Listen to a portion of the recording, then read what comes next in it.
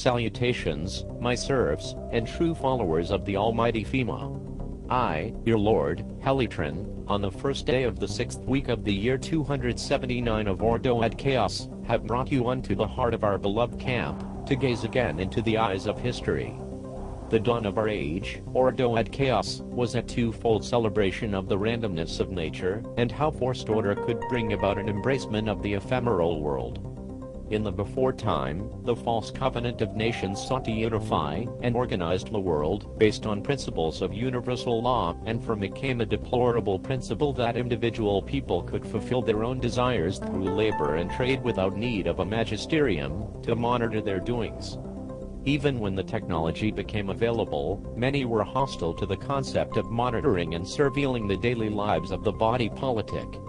Doctrines of antiquity such as Magna Carta and habeas corpus, outdated and useless concepts such as a right to a private life and the right to prevent the enforcement agencies to enter one's residence unannounced, were all cited to prevent the righteous will of the hidden powers. Attacks on the overall concept of individuals and family units were only occasional occurrences in the before time, although various rulers in antiquity would often sidestep these laws to indulge their own personal caprices. But it wasn't until the time of the great collectivist thinkers and the revelation of the prophet Marx that the glorious assault on the decadent and selfish concepts of individuality and family came to be. Marx, who began his life as a student of the philosopher and Lord Hegel, came to the understanding that the makeup and nature of the family was blocking the progress of the world. In a righteous act of rebellion against this slavish principle, Marx abandoned the family that he had built, leaving them with nothing to live on, and sought a divine life in the service of New Order politics. He understood that breaking down the code of morality that made the arcane concept of family possible would entail a full assault on the entire covenant of nations.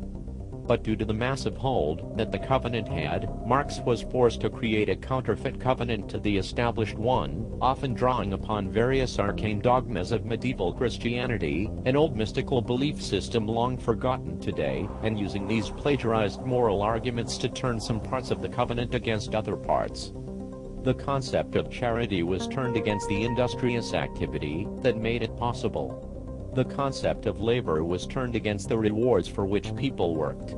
The concept of the government collecting funds for the purpose of function was put against taxing for the purpose of economic manipulation. The concept of love for all of mankind was turned against the act of loving one's family and friends.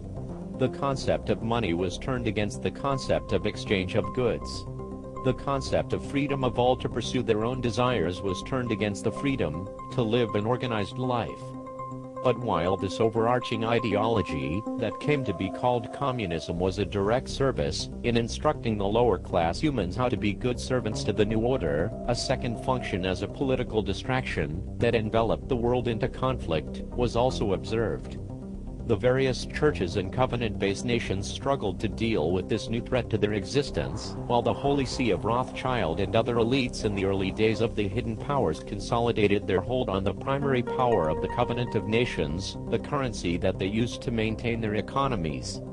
In Marx's own revelation, the nature of New Order banking was revealed in the fifth plank of his Holy Manifesto, but the overriding corporate nature of his revelation would be further bolstered by the acts of the suffering saint, Mussolini, and would spread throughout the world via the teachings of other collectivist teachers such as the esteemed Lord Keynes, are also a ranking member of the congregation of saintly eugenicists.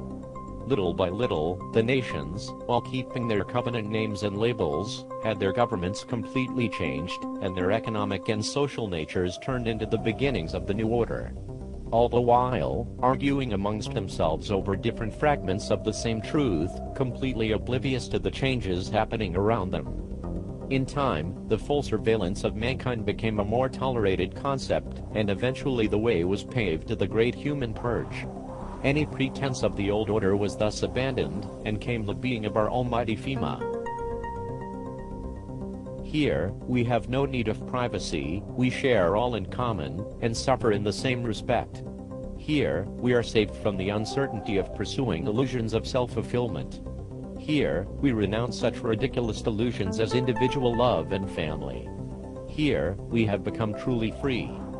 As you return to your labors, faithful servants to the will of FEMA, remember well that the collective is your salvation.